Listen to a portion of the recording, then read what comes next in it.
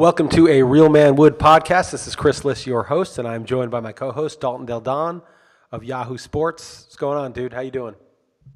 Doing all right. My 5-year-old daughter graduated preschool this morning, so I got to sit through a little ceremony there. I know that's a kind of a conversation in society celebrating a daughter, graduating, what kind of presents you get someone that age. But whatever, it's cool. It's my first time, so I'm going to be excited about it. But you've already gone through that, I'm guessing, obviously, right? I did. It was actually kind of sad because I knew that, like last year in Portugal, Heather, she thought Sasha was going to go back to the same school, but I knew she wasn't because it was like a baby school. And I knew she needed to go to a bigger school, but we just didn't know which one. So it's a long story. I don't want to get into it, but she didn't do the graduation thing at the ceremony, even though her younger friends did. It was very sad. And then I told Heather, I was like, just make her jump the rope and this other thing they all did. So she kind of did it, but it was sort of lame because it was after everybody. And of course she was graduating. She never went back. Right. So, we got deprived of that, but I didn't think your daughter would make it. I didn't think she would graduate from kindergarten. Oh, it's a minor miracle. I didn't even have to pay off the teachers yet. But baby steps here. We'll see if she can make kindergarten. But so that's what I was doing with today. And it is funny. You actually do get attached to their teachers. I drop her off every morning, and it's like suddenly they'll just be completely out of their life, and someone that was so influential. So other than that, let's go sports-wise. It's very sad. It's a very sad thing that the preschool teachers. We put Sasha at daycare when she was 6 months old to this woman Jen, because a friend of ours already used her who had an older daughter. And so she had her 3 days a week from when she was 6 months, and I think it was 4 days a week at the end, to 2.5. So those were some pretty big years. And I was it was sad when we took her out of that place. It was a very nice place for a kid to be. There were only 5 kids there. And then again, when we left for Europe, she was in 2 years in this other school, and this teacher was crying, that used to know her. It's very sad. You never see them again. And there's so important in what they're doing to your life. They're taking over something, the most important item that you have. They're taking over. So and then you'll never see him again. So I thought you were mocking me at first, but it is sad. No, I'm not mocking you. It's very sad. It's a thing where you're this person who every day you saw with your kid that was such a formative part of your life is just gone for good. That's over. Sure. And you can try. Heather tries to keep in touch, but you never do. Yeah, I know you try. Yeah, exactly. But she's going to a different school completely too. So my case, it'll be like that. So obviously I'm going to talk about the Warriors. That was pretty crazy. That's bullshit. Went to Game 6. That's bullshit. This is a bullshit series. It's fucking bullshit. I went to Game 6. They were down 17. I know, was but fucking Chris Paul got hurt. The whole thing is fucking fake. It's fucking fake. The NBA is such bullshit. That sucked that Paul got hurt. And I'm not going to sit here and say the Warriors for sure would have won if he'd stayed healthy or something. Obviously, the Iguodala injury is a problem. If you should see the plus minus with him on the court versus LeBron these last 3 finals, obviously before KD was only one of those, but they're massive. So maybe the Cavs have a bigger chance than the odds suggest, which is just crazy. The odds are I think minus 1,200 is the series. That's absurd considering the best player ever is the opponent. Yeah, I hope LeBron goes 50, 30, and 20 every game and fucking sweeps their asses. I hate that fucking team. The fucking team signed Durant. That was such fucking nutless monkey shit. They're already a dynastic, record-setting wins team. Well, literally the year after they won 73 games. Literally the year after. Yeah, and they signed and Durant, what a nutless monkey. You couldn't win it with Westbrook, Harden's trying to win that shit with Chris Paul, Chris Paul's 32 years old now or something. He's too old. Yeah. Well, and it sucks that he got hurt. Honestly, it does suck. I really wanted to. Why does the NBA have fucking 20 series? Why does 16 teams make the playoffs and the fucking playoffs take 2 months? Well, what's also super weird is that the NBA they made a big point of not having many games, four games in 5 nights, fewer back-to-backs. They spread out the postseason last friggin' 2 months. Yet the most important games of the season, the conference finals, games 5, 6, and 7, were just 1-day breaks. Right. It was absolutely crazy. There would be 4-day breaks in round 1 just because they were traveling. Memorial Day weekend. That's why they did it. They did it just for the ratings. They don't give a shit. The whole thing's so fucking stupid. There should be 60-game seasons, 55-game seasons. There should be, only 12 teams make the playoffs. There's a wild card round, and then and then a quarterfinals. The whole fucking first round of playoffs is a total waste. And it's these guys, they play all year round. Their careers are shorter. They sit back-to-backs. The whole league is half-assed. And they can't walk it back because now they're so dependent on the money that they got from it. But I think long term, they kind of made a big mistake. And it's just a waste when you see key players. They're out in every year. It's the other year, Kevin Love and Kyrie Irving were out in the final. You know, it's it's like, what the fuck is the point of the ultimate thing when the regular season is basically like an extended preseason for most teams, for the teams that are going to qualify anyway. And then the playoffs are like a war of attrition where half the guys are hurt. And then fucking Durant, nutless monkey that he is, signs with Golden State. And then it's like worse than LeBron, Wade, and Bosh. It's like, you know, you've got these teams. It'd be fine. I actually think what the Celtics did that little era they had with Garnett and Pierce was okay because they were older, so it was like people were doubtful of it. But like, you know, I mean, it's like at the gym. You've been to a gym playing basketball. You probably never have you? Yes. Okay. I played some pickup hoops. And then like there's like three dudes who are like the best three dudes are all dunking and shit, and they like decide to play together on the same team, so they never have to get off the court. It's like that. Like we do. You're right. You see that shit, and they just stay on the court, right? Yeah, we usually do that. Yeah. Oh yeah, you right. You're not on that team, dude. Trust me. Yeah, unless the midget team that you play. I get it. Yeah. But go ahead. Yeah. But seriously, like you know, that's like bad form. And we used to do that. Like we used to play pickup, and like if one team was like rolling like more than like 3-4 games in a row, they would split it up. They'd be like, okay, let's break this shit up a little bit. No, I hear you. And even to further that, the Warriors, the lucky breaks they have gotten in the postseason, some would say I wouldn't. But catching these teams that have been injured, you know, this has been a history. Now this latest one, and now they get the Cavs team with the banged up, questionable Kevin Love too. Right. So it does. I do wish these teams could always be at full strength. Same with Iggy, but yeah, I'm not going to apologize. Come on, Iggy's like a role player. I mean, this is not, you know, it's not Chris Paul, Kevin Love, although Kevin Love isn't that great. But I'll tell you something else. LeBron pretty well. Go ahead. There's an idea that the calls really went the Warriors' way, like ridiculously.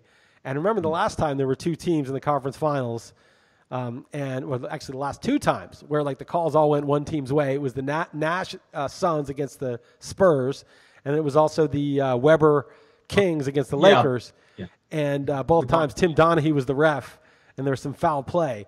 So if the calls this is nowhere near that. I mean, maybe you could argue the Rockets got screwed on a couple of those threes in the seventh. I mean, Curry had the most drives. to the paint percentage-wise, and he had like 2 free throws the entire tournament on 5 years from now, they'll show this was a sham win. Just like that. It's funny, too, because we were talking about this on the radio. Like, they don't go back and say, oh, that Laker title's not a title, or that Spurs title doesn't count. Like, that counts. No. Like, no, they don't. They don't undo it, you know? Right, and same with this Warriors too. They're going to go back and say, but they're really not going to remember the Chris Paul injury. You know what I mean? Like the Warriors won this. Nobody gives a shit. It's all about the scoreboard. No one's going to care. Nobody gives a shit. Exactly. You know, I'm not like Jordan. Everyone's like Jordan won 6 straight finals, and he did. And I don't remember all the details, but like, you don't remember who was injured on what team. You know, like who the fuck remembers? Yeah, the thing is, he never faced. The one thing I've heard a lot is he never faced a great center in the finals, a opposing big man. And the 2 years he took the sabbatical were the Olajuwon years, so he never faced a big center. But yeah, I'm sure he caught plenty of breaks. But he beat Ewing every time in the conference finals before that. True. Yeah, remember we saw Ewing at that steakhouse, and you went up and you thought that guy was Anthony Mason. You thought he was Anthony Mason. I told you he wasn't. It was mean. But at least I got you to go ask him. This is while Anthony Mason was still alive, just so you know. It's not like, that was the other thing. Rest in peace, Anthony Mason. Yes, for sure. Loved Anthony Mason. John Starks. Somebody was posting, I think it was Tom Kesnick was posting about the best dunks, playoff dunks. Left-handed, that was sick. And that Starks dunk over Jordan and Grant, that was pretty badass. Yeah, left-handed, was sick. Yeah. And it's apropos to talk about Starks, too, who once went 2 of 17 in a Game 7. Man, the Rockets, the odds of missing 27 in a row of a 36.2% shooting, 3-point shooting team is just, it's crazy. It's astronomical. And one thing I want to say real quick before we move on, actually, there's another basketball topic we have to talk about, though, is people criticizing D'Antoni. And I know that he has a history of these problems wearing out his players. The counter, I would say, and I do think part of the problem of all those misses were the tired legs and the second halves of both the last games. A, what can you do with Paul getting injured? And B, it might not have, it very likely would not have gone 7 games if D'Antoni didn't tighten the rotation to begin with. So it's silly to be like, you can't have it both ways. The reason they started winning is because he changed rotation after Game 1, tightened it, and it became a crazily close for Warrior fans' comfort series. So it's tough to criticize them. They wore down. Well, you can't have it both. Well, the other D'Antoni come close was Tim Donaghy. I mean, he was the Suns coach, wasn't he? Yes. So right? I mean, he would have rolled over the Jason Kidd Nets. Leaving the bench. Remember, right when they left the bench. So and they were calling fouls on bullshit. I mean, the whole thing was a fraud. Like he obviously has a title. I mean, he's going to win in the finals if they beat the Spurs. And so if he has a title, I mean, you can give the guy a title. Of course, you don't, but they should. The The crazy thing about that Starks game, though, that year was that in Game 6, he lit it up, and they were crushing it in the fourth quarter. The Knicks were up 3-2 in that series. And in Game 6, Starks was lighting it up, and he launched a three to win it. He was red hot. He was draining everything. And Hakeem came out to the three-point line and got his fingertip on the shot to block it. And the Rockets won that Game 6. And then Starks had the horrible game in Game 7. But I think if Hakeem doesn't get all the way out to the three-point line, which is not what centers did then ever, that shit is going in. I mean, no one will ever know because it wasn't even, it didn't even get close. But he was just in his zone then, and he launched the three, and I think we never even know about that. I think it's series over. Is that the finals that the Knicks shouldn't have even been in it because Pippen was totally fouled on that three at the end of the Hubert Davis, or that Hubert Davis wasn't fouled and got 3 free throws and the whole fucking thing. Great. Yeah, of course. Without Jordan, that's crazy how close they were to making Jordan the finals. Was a system guy, dude. He's a system player.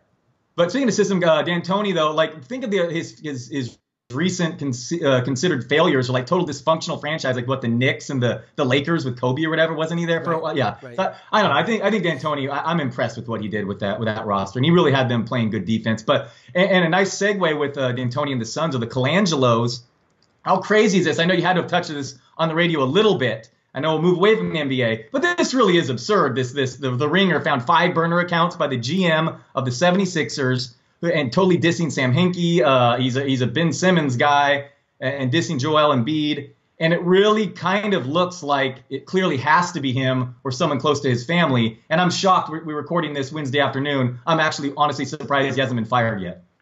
Yeah, they probably want to like just double, triple check that it is what it is. It's so weird when people just flat lie, though. I mean, we don't know for sure that it was him, but what's the evidence that it was him? Is that all the shit that he was saying is like what? Why do they think it was him? So 5 of them, so they knew about 5 of them, and the guy who knew about it alerted the 76ers. How did he know? How did he know that there were 2 of them? Now that is really sketchy. Someone, anonymous source went to him and they say there's some code that they use, and it's really weird to use. Like he's some sort of data guy, I guess, ostensibly with Twitter, and he tried to put up certain phrases that matched. That is very, very, that's unbelievable. The part of the Ringer thing is how he found out. Clearly, there's more to that story. So some dude in Twitter, an insider at Twitter, told the Ringer that this was the same Bryan Colangelo posting on 5 different accounts. The Twitter part is me. I don't know where he works at. The Twitter part is me. It's some guy who says access to some sort of information. Or he can scrape the Twitter data and analyze it somehow. Right, and went to him. Anyway, so he has serious vetting that shit. Right, so he has 5 anonymous accounts he was told about. This Ringer guy went to the 76ers, told him about 2 of them. And within 3 hours, the other 3 all went private. So he did not alert them. So, and if you follow other things in the timeline for the past 3 years, anytime he would say a certain area in which he could always go back and Colangelo was in that city, even like in Europe in the Olympics and stuff. Right. So stuff like that. And so there's pretty good evidence that those were his accounts.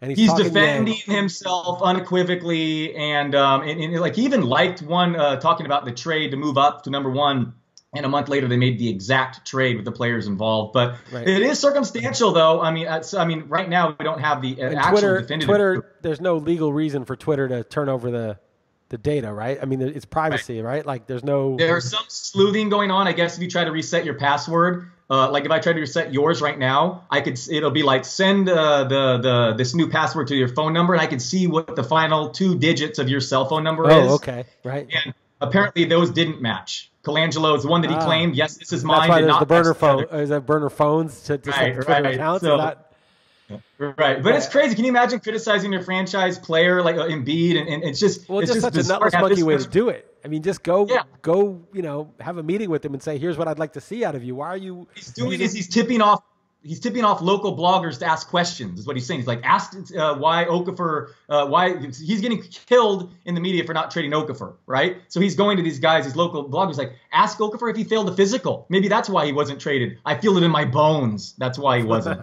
Feels it in his bones. Yeah. Right. Oh, yeah. Oh, like confidential medical shit that he's not supposed to say or something. He's like feels it in his bones. Is that what it is? Yeah, exactly. But isn't this crazy? I mean, it's wild, right? I mean, and the data community, the stat heads, they love Sam Hinkie. And they're speaking of, they're like some people, there's some conspiracists, they're like, this dude found it because he's smart and he could come up with that stuff. But I don't know. It seems like pretty crazy and kind of uncharted territory. Yeah. I heard a blog. There's this guy, Patrick O'Shaughnessy, who does this podcast, and he interviewed Hinkie. And everyone was like, this is the greatest podcast ever. And I listened to it and I thought it was okay. I don't know. I wasn't that impressed. I wasn't that impressed. Too. You too. See, people do. I told you, they love Hinkie. I know. I was like ready to have my mind blown by some shit. And he's just like this very fucking milquetoast. Yeah, we try to bring in the best people. And when you surround yourself by great people. The long view. Yeah, but I mean, yeah. Super long view. But yeah, I got you. He's a smart guy, and I think he gets unfairly shit on for what happened. But I'm with you. This exact same thing happened to me. I heard people that I liked recommend that podcast, and I listened, and I was just kind of underwhelmed. Yeah, it's shit. My mic. Okay, the sound is going to get much better now. I wish you had said something. You were okay. It was okay. I mean, okay. Yeah. Well, it's going to be much better now because I realized I was just talking into the computer mic, and now I got my actual real mic. So fuck. All right, we're not gonna redo this shit. It's fine. No, absolutely not. Good enough. It'll just know that the sound's going to get better. Yeah, we can end the hoops talk. I want to run a couple things by you, and then you can finish. Sure, no problem. I did a football trade just this past week, and I want to bring it up to you for a specific reason. Okay. I offered it. I get criticized a lot for not doing a lot of deals, whatever. And I offered this one just because we were having like a rookie draft. So I happened to look at my team. It's a dynasty league, and do you ever have this feeling? I try to not insult the person when I offer fantasy trades, obviously. But this one was accepted by someone really smart in the industry. Whatever his name, Lord Reeves. He writes like a popular weekly thing on Roto World. He's a really smart guy, deep into numbers in the NFL. He accepted this deal within like 10 seconds of me sending it. I got email back in my. So you got nervous. Did that make you question yourself? Yeah, like well, man, maybe I really didn't insult him because I insulted myself with how bad it was. Yeah, maybe. I just want to ask you who you think got the better end of this deal. Just don't tell me who did what. Don't tell me who was on what side. I have a bad feeling it's going to be obvious, but okay. But don't tell me who was on what side. Just do it cold so I don't know. Exactly. Just the parameters are real quick. 12-team dynasty obviously is the key. Dynasty, and you can start 2 quarterbacks. Okay. Other weird things like 5 wide receivers, you have to, but 2 quarterbacks, dynasty. Marcus Mariota, LaShawn McCoy for Jimmy Garoppolo and Demaryius Thomas. It's obvious. I told you it's obvious. You're not trading Garoppolo. So it was Mariota and Garoppolo, and it was Demaryius Thomas, LaShawn McCoy? Yeah. I like the Garoppolo McCoy side. I mean, it's like I actually have young running backs like Fournette and McKinnon. McCoy, I think that Buffalo team just looks like a disaster. You look at those charts had him as like one of the biggest injury risks before last year. I mean, he's an old running back. I don't know, Demaryius Thomas with Case Keenum now, and like I said, you have to start 5 wide receivers. I think Mariota might be a bum. I mean, I owned him in this league, and I watched him. I think he might be. I don't think he's a bum, but I think it's going to get a lot better in the new system. Actually, Pro Football Focus grades him like highly on deeper throws, so maybe not. But anyway, obviously, I'm a Jimmy G guy, so at least tell me that I'm not like a complete moron in a dynasty. How many running backs do you have to start? 3 to 5. Oh, 3 to 5, but you have to start 5 receivers. Yeah, so 5 to 7. Yep. 5 to 7. Well, that's why he did it. Because in your league, receivers are so much more valuable than running backs because it's so deep. Well, but I got Demaryius Thomas. Oh, you got Thomas. Yeah, I got McCoy. Sorry, I got confused. I don't like McCoy. No, okay. So you got Thomas in a 7-receiver possible league. Yeah. Is it full PPR? Yeah. I can't remember. I'm in too many. I think it's probably half. Just consider it half. It might be full, actually. I'm not sure. Yeah, I like your side. I mean, Garoppolo's got to be at least as valuable as Mariota. Right? I feel like in a 2-quarterback league, I would hope a lot more is what I'm thinking, but in a 2-quarterback league, dynasty, and these are like all guys, it's fantasy pros, all guys in the industry, this is like going to last, hopefully. I feel like Garoppolo would be a top 2-round pick, right? 2 QB league? Well, it's not a 2 QB league, though. It's a 1 QB league. Right, it's one. You can start 1 to 2 and all these other positions, so maybe I'm overrated. It's actually a 2 QB league, though, because actually that's not true, because it's literally 2, and you're going to max it all out, so all the QBs will be gone. And they are the most valuable. Like as long as there's no other QBs left to pick up, they are the most valuable players. Right. There's none. Absolutely none. Yeah. Right. So. All right. Yeah, I think I like it. Yeah, sure. Okay. Cool. All right, man. Anything else you got to talk about today? Was Alex Reyes Day. Looks like he left the game early, which was weird. I mean, sorry. It looks like he's claiming it wasn't an injury. You see this latest news, but that was a buzzkill. People fired up. Yeah, I mean, I don't have any shares of him, so I never get really broken up about injuries that aren't to my players. I know you do. I know you cry about it a lot for other people, but I don't care. No, but I don't fist pump like you do. But other young guys I wanted to bring up. So have you talked about Vlad Guerrero lately? You think he should get called up, or are you on the fence about that? Yeah, I'm on the fence. I don't know. I think it's a tough call. You know, there's the fact. Here's what I said on the XM show, and I think this is true. What would Mike Trout hit at Double-A right now? What would batting average you think he would have? Oh, yeah. 410, 420? No, that's high, man. That's really, really high. Yeah, I was going to say 380-ish or something. Right. Yeah. Okay. What batting average would Jose Altuve have at Double-A? What batting average would Mookie Betts have at Double-A? I mean, if a dude's hitting 430 at Double-A, and you've known this for a month. I understand you've never been to the high minors before. You start him out in April there. But after 1 month, you pretty much know, based on his pedigree, literally his pedigree, I mean, who his dad is, the fact that he's been this good at this age, at this level, like basically May 1st, that this is a top 50 MLB hitter. And by now, you know that he's a top 20 MLB hitter. This is one of the top 20 hitters in the world. I don't think you're going to argue that more than 20 people can hit 430 at any high minors level. And you're leaving him down despite noodle-armed Josh Donaldson. Now he has a calf problem also. Bad. And it's fucking pathetic. It's a fucking travesty. Like that franchise, it's like, oh, well, yeah, Super 2, we might need to get another year of service time, control, whatever. Fuck off. I mean, yeah, I guess I'm looking at it now. 9 games out of the wild card doesn't help, I guess. Yeah, but who gives a shit? The Braves brought up Acuna. They didn't know they'd be contenders this year, right? They made him wait 2-3 weeks, but fine, okay? They didn't make him wait 2 more months after they knew he was one of the best players in the league. Right. The Marlins, that one year, even the fucking Marlins put Jose Fernandez in there when he's 19. Everyone's like, whoa, what the hell are they doing? And then obviously he was one of the 10 best pitchers in the world. I mean, if you have a player that you're looking at in spring training or in the minor leagues and they're one of the 10 or 20 best players in the world, you cannot leave them in the minors for money reasons unless you're just basically telling your fan base, the league, the world, listen, we don't give a shit if this is the wrong thing for his development. We don't give a shit if we're depriving fans of the opportunity to see him.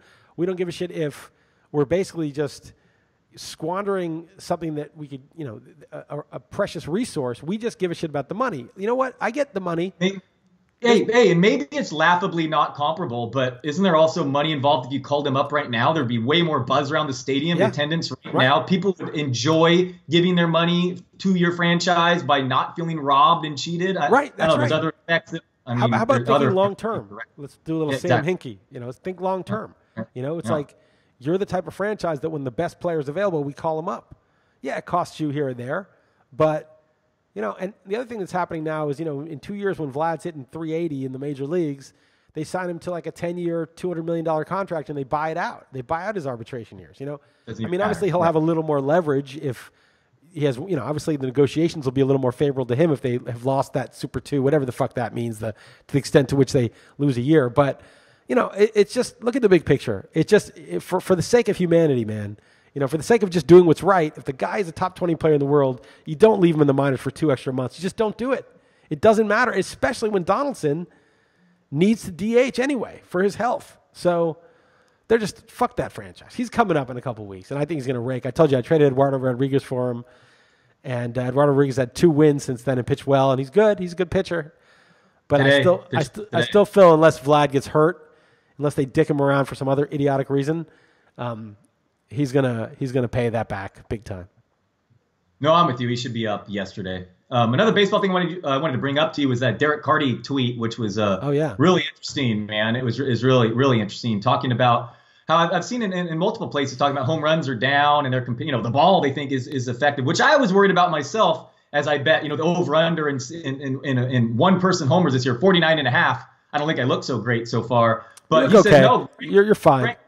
You think I'm okay? All right. Yeah. Okay. It's summer months too. Usually, the heat should theoretically the ball should go farther. But basically, he's saying that it's not true because it's just that the contact rate is down. So when you base it on balls actually traveling, it is similar, correct? Or you do a better job of further explaining it. So basically, what's happened in the last week or so is, first of all, baseball came out and admitted that the ball was juiced, and the way it was juiced wasn't like the core of the ball. It was juiced because it was more aerodynamic. Okay, so that's why there were more home runs last year.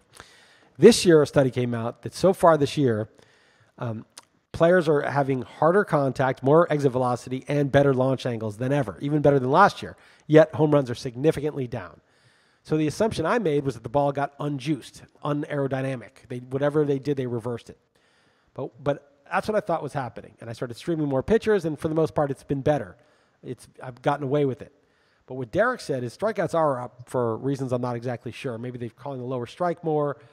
I'm not exact. Maybe pitchers are working up in the zone, and the new uppercut swings are missing more. But for whatever reason, strikeouts are up. So with strikeouts being up, there's less contact. That's just been a trend, right? I mean, that's just continuing trend. It's been a trend, but this is I think it made a little bit of a leap this year. And so, okay, so strikeouts are up. So the question is are there fewer homers per contact, because that's what the juice that determines. Well, it'd be like comparing volume instead of rate stats. It wouldn't make any other make sense. The volume is down, but let's talk about the rates to find out whether the ball is juiced, right? When there is contact, how often they're traveling. Well, there's actually fewer home runs on contact this year than last year, but it's by a much narrower margin when you account for the strikeouts. And then Derek said basically that margin of difference can be explained by the colder weather. Not only did the season start 5 days earlier, but we had colder weather on average. Just temperatures were lower for whatever reason this year in general. So unseasonably cool. It was unseasonably cool, and it started earlier. So the combination of those two things, plus the added strikeouts, is basically the entire explanation of so far why home runs are down. And if you remove those, home runs are basically even on contact, weather adjusted, which means that as the weather warms, you're still going to have fewer home runs if the strikeout rate persists. Strikeouts, right. But you're going to have, when the ball is hit, it's going to go a long way. It was good news for my bet, essentially. There's no evidence that the ball is fundamentally changed based off last year or compared to last year. You would think that the guys like Mookie Betts, surprise, surprise, who don't strike out a lot, are going to benefit because they're not getting – the ball's no worse than the ideal ball that was there last year, and they don't strike out that much. You'd think the contact guys will get a lift from this, right? But I guess everybody strikes out a little more than they used to. It's just that when you do make contact, it's just as good as ever. Sure. You got any more baseball stuff? How are your teams doing? They're doing not great, but the Tau team's in 4th or 5th, but it's poised to make a huge leap. Losing Hanley Ramirez kind of sucked. I think he'll sign somewhere. That was weird, huh? It's because they owed him all the money, right? I mean, it made perfect sense. They would have to invest his option, and he's not worth that, and he doesn't play any defense, and he's, so that's fine. Hopefully he catches on and does some revenge, takes revenge. Yeah, I guess it wasn't that weird, really. I mean, it was just cosmetic stats. It really helped to hit 3rd in the most loaded lineup. So I guess that helps. Mitch Moreland, he looks like a beast. He's good. He'll cool down, but he's better than Hanley probably, at least as good and much cheaper, and they're not on the hook for him. And so that hurts. But I think that team's poised to do really well, especially when Vlad arrives. And, I still have Pedroia just came back, Buxton has done nothing. I'm still ready to Stanton hasn't done much. Gaddis is finally hitting. Bregman has been okay. All my main guys haven't hit, and I'm still in it. So I feel good. My main event team is in 8th, and I got Mad Bum coming back next week. And I'm right behind a whole bunch of guys. I had so many injuries. I had LeMay, who's coming back soon. I had Nelson Cruz is out for a bit. I had just pretty much everybody, Miguel Cabrera is coming back, Miguel Sano, all these guys. In a 15-team league, losing Sano, Cabrera, LeMay, it's a lot. So I feel good. I'm not too far out. I got 83 points or something. And if I just can make a run in the next month, I think I can get into 3rd or 4th place and be poised to win it. But obviously my guys have to stay healthy and I have to make the right moves. But I'm happy with that. My beat Chris Liss teams are terrible. Just literally breaking news. I'm sorry, I have to say this because Byron Buxton placed on the DL with a toe. Fractured his left toe. What? I don't know. He already had a fractured left toe. Jesus. Just crazy. I traded Pianal. That guy's a broken man. I'm sorry. He's done. I said this to Stefania Bell, and she did not. I don't think she really agreed with the concept. Took it seriously. Yeah. Well, she entertained it, actually. But I said, are there some people that it's just a psychological thing? You just don't want to succeed for some reason. There's something in you that feels guilty. You were the only one in your family that did well, and your poor family. Something deep within you that is averse to success. There's a tremendous anxiety around it. And so you bring into your life these seemingly random events, one after another. You get migraines. And then when you're rehabbing from the migraines, you foul a ball and break your toe. And then it's just you just cannot just fucking stay healthy for a year. And I don't know, man. I mean, that's obviously like you can never know the internal workings of someone else's mind, and it's far from settled that the world even works like that there's that kind of psychological impact on your experience. But I don't know. I just feel like some people live in their own, you kind of create your reality to some extent, in my opinion. And when a guy just has one fucking thing after another, yeah, it could just be random bad luck, but like, I don't know, man. It's just like fundamentally, there's some dudes like Madison Bumgarner, right? He had two unfortunate things. One was a bike thing, and then one was a line drive. But I feel like that dude, like I traded for him in the Friends and Family League because I was like, that's a type of dude who's not like that. Like that's the type of dude who'll go out there and throw 5 fucking innings in the World Series and he'll be fine. One day rest, yeah. Yeah, because like he's just not. He has no problem with being a badass, successful dude because he just wants to be, and he's going to do it. And I just wonder, again, this could just be all bullshit. And the thing with Bumgarner, too, is he won't shut it down if the Giants fall out, too. Right. He's like, I'm pitching. He's like, I'm going 9-5. He's like, he shows up to work. Yeah, I'm not saying he's like immune to problems or injuries, but it's just like, I know that dude, based on his track records, his mentality, now this might just be like tautology, like just saying, well, he's been good for a while, so I think he's good. And he's been hurt for a while, so I think he's going to get hurt. And obviously that inductive reasoning example I do with the jumping off the Empire State Building might apply. But I don't know, man. I just think like what is fucking up with Buxton? Like, why can't he just fucking, it's been like 4 years now. This is not like the first year. It's like every fucking year there's something. Like, what the fuck is wrong with this guy? Like, he's a veteran now. Just fucking play baseball. Like, what is wrong with you? Why can't you just fucking stay on the field, make contact with the baseball, and fucking just deliver? Like, what is the fucking problem? I know. No, it's frustrating. I know he's done. I don't know if he's done, but I just like I keep hoping for this shit, I know. Now, as soon as I sell, then it probably will ball next year. As soon as I stay away from him, but yeah, I don't know. It's just like fuck. It's frustrating. Just fucking get it done, man. It's like at some point. So many injuries. These baseball players. Let me tell you. I was ranting about this. Have you ever looked at like the back of a baseball card or like you go to Baseball Reference, the new version of that, Dale Murphy, Reggie Jackson, Mike Schmidt, like even like I thought Dale Murphy had kind of a shortened career, like he was a borderline Hall of Famer, won 2 MVPs. He played like 155 games every year until he got old, except for like 1 year. Right. Reggie Jackson, until he was 35, played fucking 158 games every year. Mike Schmidt, I know these are like Hall of Famers or borderline. Just look at any random fucking guy from the 70s and 80s. They fucking played 158 games mostly. They're not like missing all this time. And it's like, what the fuck is wrong with these players? And we came up with the DL, constant rest. Yeah, or just this fucking rest. Oh, your guy's scratched. He's not playing tonight. He needs a day off. I think there's 4 factors, and I don't know which one is the biggest, but I've isolated. One is these dudes are too jacked. They're too fucking jacked.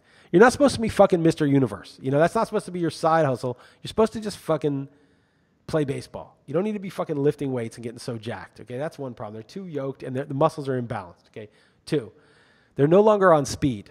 These guys used to be on speed, and speed keeps you alert. And a lot of injuries happen when you're fatigued. Like you've been traveling, you didn't sleep that well. And also, the other thing is you're on this fucking cell phone and your laptop all the time, on the plane, at night, in the hotel, video games.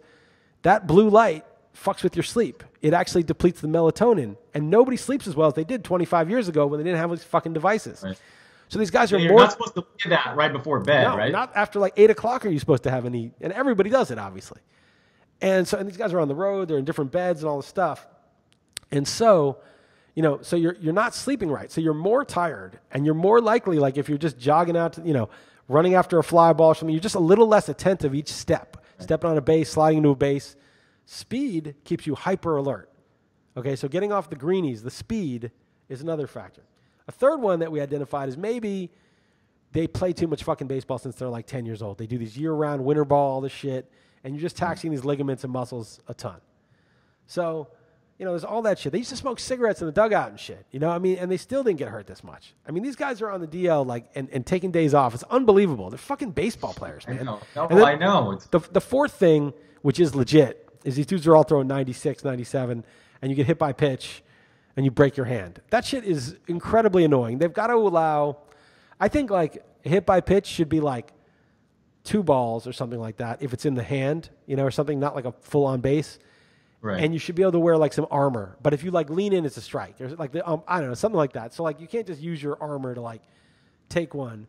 But it's just absurd. I mean, I don't have AJ Pollock, so it doesn't matter to me. But like all these fucking guys get hit by pitches all the time. Did he get hit by a pitch or did he dive for a ball? I can't remember. But I think he was sliding. I think. Whatever. Okay, so maybe that's a bad example. I think he always gets hit. I hear you're saying though, yeah, that's unavoidable, and they're throwing faster than ever, right? Yeah, no, for sure. It's like half the fucking best players in the league. Didn't Trout get hit by a pitch last year and missed like 6 weeks? Yeah. It's like Stanton's got hit by a pitch. It's like half. You want all your best players to fucking miss time every couple of years with fucking hit by pitch? It's like stupid. Yeah. Well, I mean, so how are you gonna avoid that though? I said put like a arm pad. Armor on the Bonds have some pretty extreme. They have some pretty extreme armor up there, and the whole the new the batting helmets I think are a thing too. You know, pretty much everyone's covering their cheek these days. Yeah, that's fine. I mean, because they got hit in the face, but yeah, you don't want to do it so much that you're like Richard Hamilton in basketball. Remember he was wearing the mask all the time. Right, yeah, not wear the mask. And then even if he was like intimate with his wife, he had to keep the mask on because he just couldn't. You know, I didn't know that part. No. I made that up, but I assume he took it. That's like a real man takes it that far. You know, yeah, for sure. That is definitely. They're in the bedroom. It's dark. You know, they're getting their nice, quiet, intimate moments. I can't perform. He's like, I can't perform without the mask. Yeah. No. The mask stays on. That's you in 5 years, dude. You give me that long. I like it. So what else? So we got to talk about the Rosanne stuff. What, you have any thoughts on it? You know, you see her apology. I thought it seemed like very sincere. She was like, "Stop defending me." That was, unexcusable. And I feel like, okay, like to me, I don't know. Look, I'm not a person. I'm not black. I'm not, the person, the target of the offense. So like, I can't speak on someone else's behalf of how offended they are. For me, if someone says something offensive to me, which would more for me be like personal, something about me that I thought was over the line publicly, say it was more personal, a little different situation. But if they apologized, in my opinion, sincerely, I'd be like, all right, we're good. We're cool. Do you know what I mean? That was wrong. That there's an excusable. Don't defend it, blah, blah, blah. I would be over it. And I wouldn't want them to lose their job for it. But, again, I'm not a black person. I can't say how offended, I would be in that situation. So I can't really, say the right or wrong of that.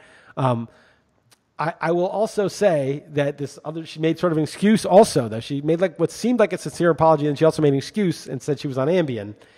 And, whatever. I mean, but like, that fucking drug is fucked up. I can't say who it is, but someone I know well took one on a plane and wound up home in their house, which was 45 minutes away. I think they took a cab. And woke up in the house and doesn't remember anything after taking the Ambien. Like the whole, like getting through the airport and getting the cab or being in the cab. So I don't know. Maybe that shit should be like, an illegal narcotic or something. So anyway. Yeah, she shouldn't have said that because from what I see, that people are going crazy about that because I agree with you that otherwise her apologies seemed really sincere and good. It wasn't like she was hiding behind that. I think she probably said that because she was trying to say like, in my right mind, I wouldn't tweet that. I don't agree with that, but whatever. I mean, she said it. She got fired. Shit has consequences. I personally, again, my belief is if people are sincerely apologize and own it, I don't think they should lose their livelihoods over something like that. But again, I'm not the target of the. And she has stuff in the past, obviously, is why too. I mean, it's not like it's her first time. She definitely says a lot of shit. But we're also in a climate where people read the worst into what people say. They assume the absolute worst, and I'm not going to defend any of the shit she said. She said a lot of very mean-spirited stuff about Muslims also in the past. Never gets fired for that because. That's a group that apparently nobody sticks up for. That ABC won't stick up for that or not hire her for the show. So yeah, you're right. She does have a history and not, of racism in general, but. Well, it's just something I wanted to touch on because it was interesting. She came back, big ratings, and then they kind of fell a little bit. Immediately got renewed for season 2. There's there are 200 people working on that show. Right. I mean, it's not just her. Well, I think she apologized to them. I mean, look, she shouldn't have sent that shit. She fucking did it, and she has to deal with the consequences of it, and she's a rich person who's fine. I mean, whatever. I mean, she fucked up. But I just find it interesting in our society, though. We're awaiting the White House's response. That's just funny that's where we've reached. Right. First of all, point. like the White House, yeah, they're all like, oh, he's such a racist. He's going to be, But the reality is that. But I mean, he's Trump and Rosanne are friends is a thing. Yeah, yeah. But I mean, yeah.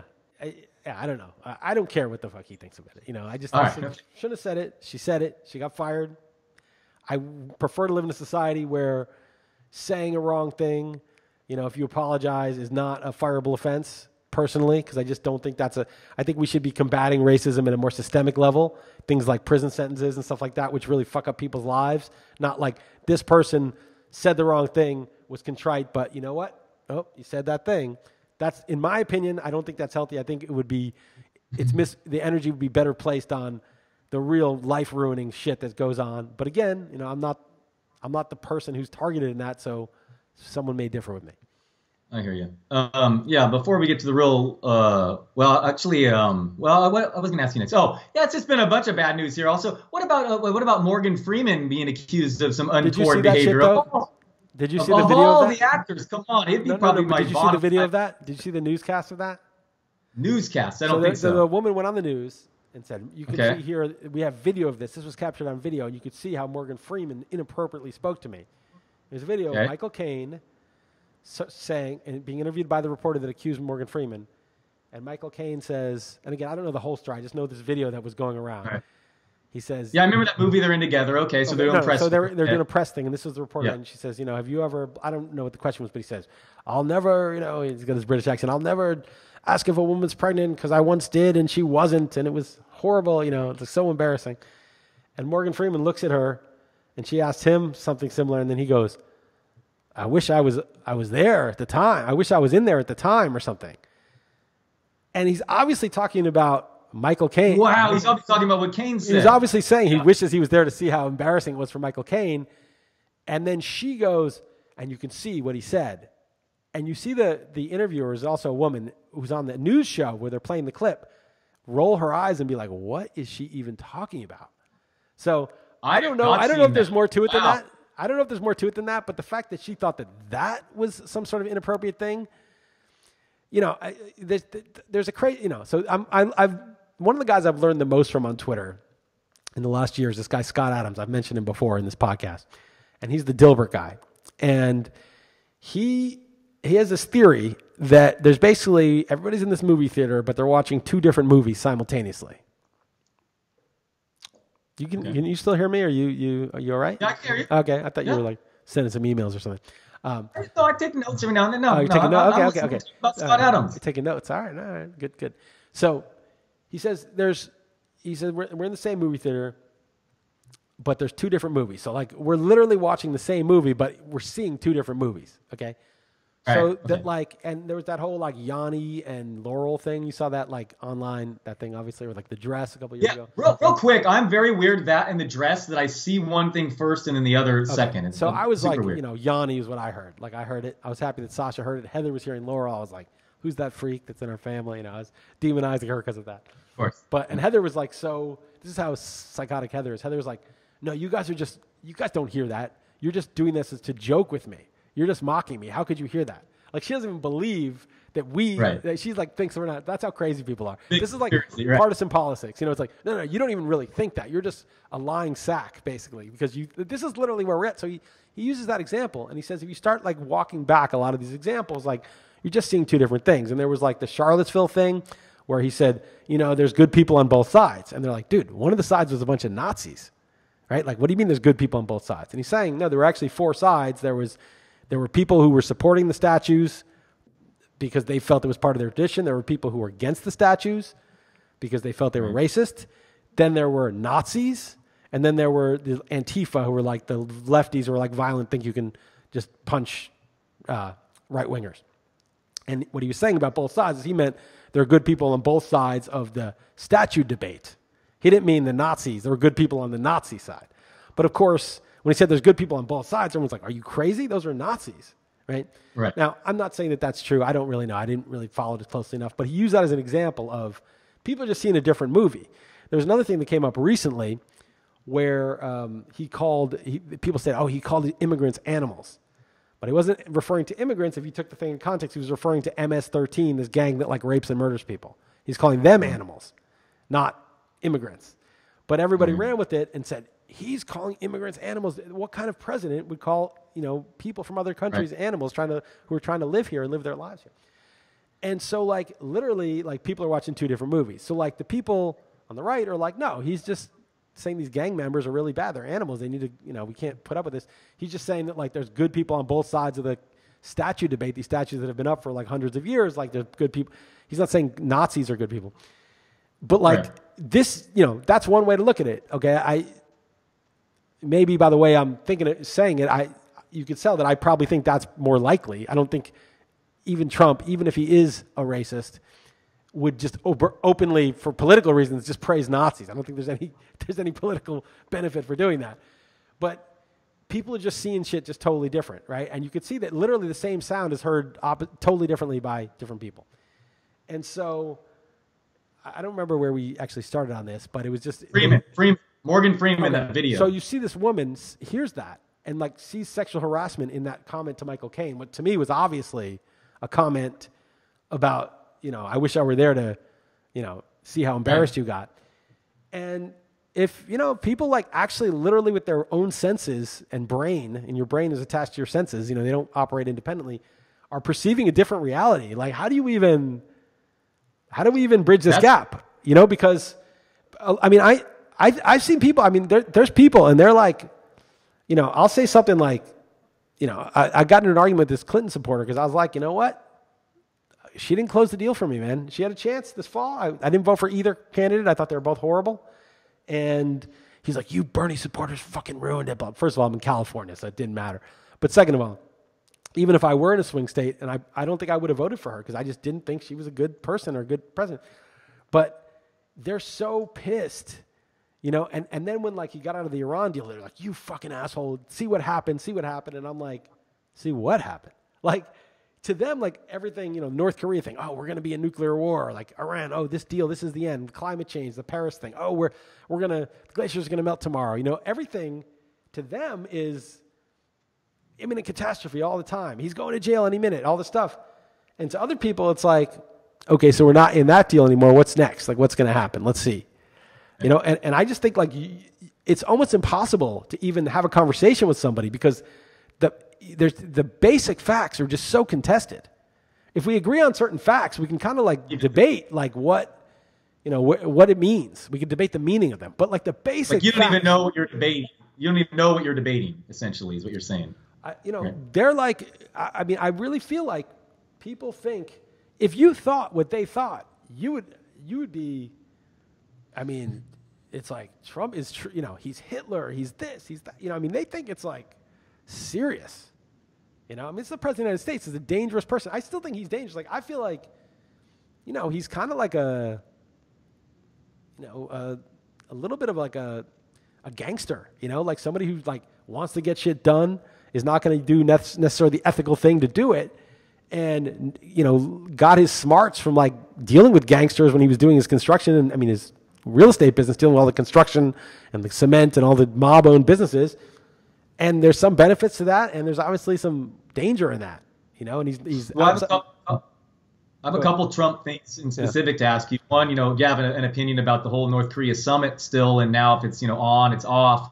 And also, just before we started recording this, I don't know if you saw, but kind of some news started trickling out about him in the whole lawsuit, and I guess he had told Jerry Jones something to the effect of, it's big news for me. Like he liked the Kaepernick thing to help him get elected president. Like it's big news for him to kind of like, make it a patriotic issue. So I think this news might even be bigger, a week from now, next we talk, as far as Trump and this whole NFL lawsuit. Yeah. Trump's definitely exploiting it, and he's not above it. He will use that kind of thing to like get support.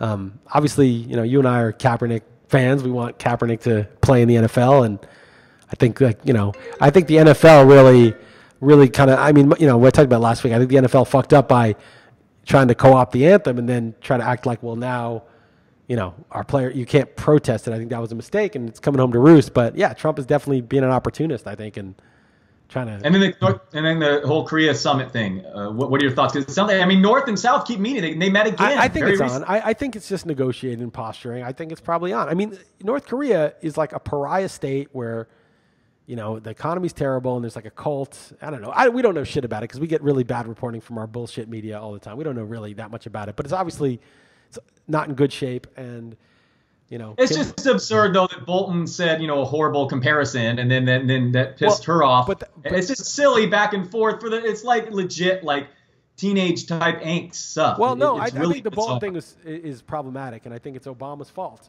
and I think that people don't realize this, and Hillary's fault. And in like the Bush. It is problematic, but he just said. I mean, Trump is quoted saying it's not comparable at all. So, well, I mean, because he has to, otherwise it's not going to get a deal done. Because right. What happened was remember Gaddafi was like, you know, very bad guy when we were growing up. You know, Lockerbie, you know, bombing over Scotland.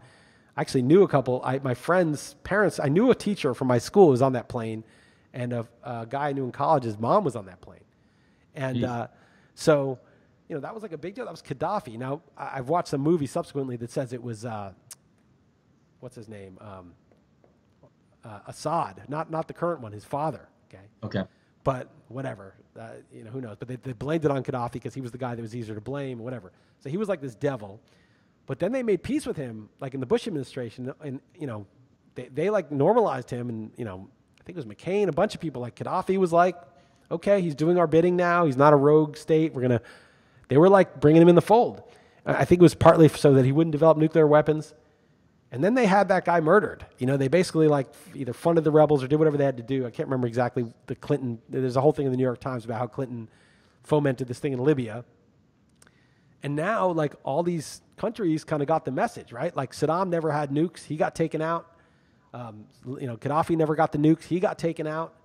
You know, you're Kim Jong-un, and your lesson is, dude, we can't ever give up these nukes because as soon as the next Hillary Clinton comes in or whoever it is, they're going to murder me, you know, just because it'll be something to get people riled up about and sell more weapons and shit. You know, if we're not doing the U.S.'s bidding, they'll just take you out. And, you know, you want to keep your nukes. So when Bolton made the Libya comment, like, that's like existential, right? Like, that's like, well, if it's like Libya, then giving up the nukes is a fucking huge mistake. So that's probably why Trump had to be like, no, it's not like that. Yeah, it's like literally the last thing he should have said. Like literally the last thing. But Bolton is like known to be a fucking idiot and sociopath.